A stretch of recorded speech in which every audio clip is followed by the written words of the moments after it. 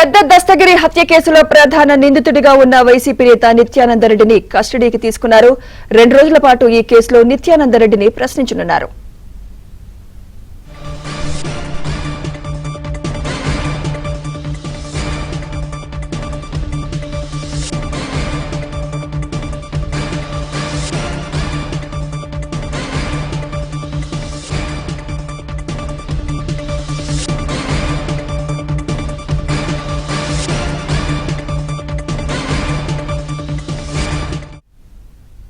Breaking news చూస్తున్నాం. పెద్ద దస్తగిరి హత్య కేసులో ప్రధాన నిందితుడిగా ఉన్న వైసీపీ నేత నిత్యానందరెడ్డిని కస్టడీకి తీసుకున్నారు.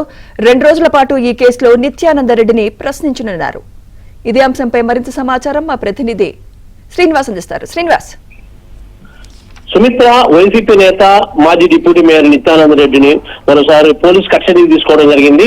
కడప సెంట్రల్ జైల్లో రిమాండ్ ఖైదీగా ఉన్న నిత్యానందరెడ్డిని 2 రోజులు కోర్టు ఆదేశాల మేరకు కోర్టు అనుమతితో 2 రోజులు కస్టడీకి తీసుకున్నారు. ఆల్రెడీ విచారించడం జరిగింది ఒకసారి, ఇప్పుడు రెండోసారి మళ్ళీ విచారిస్తున్నారు.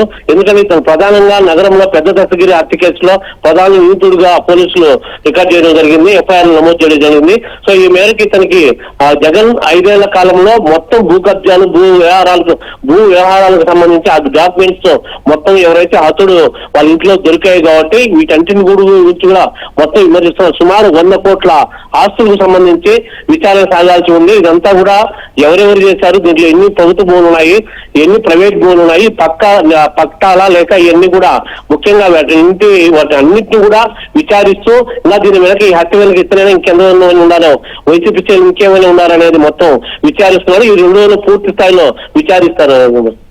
Right, thank you Srinivas.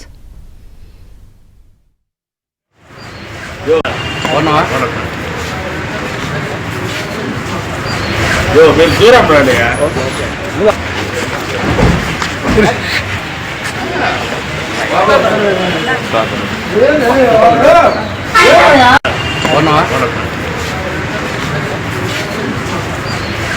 మీరు దూరం రండి.